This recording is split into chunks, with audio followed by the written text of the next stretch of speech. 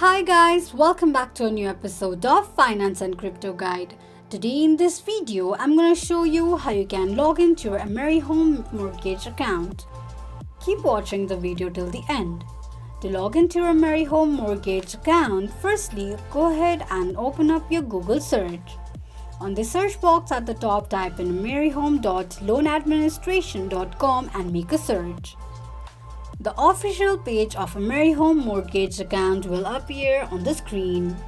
Scroll down and enter your username and password associated with your AmeriHome's account and tap on Login. Click on an eye icon to check if you have entered your password correctly or not.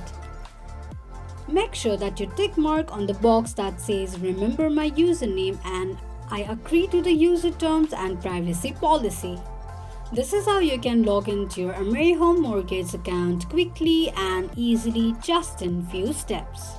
If you have any thoughts or queries, let us know in the comments section. Don't forget to subscribe to our channel. Also press the notification bell icon so that YouTube will notify you whenever we post a new video. I hope this video was helpful to you. Thank you so much for watching.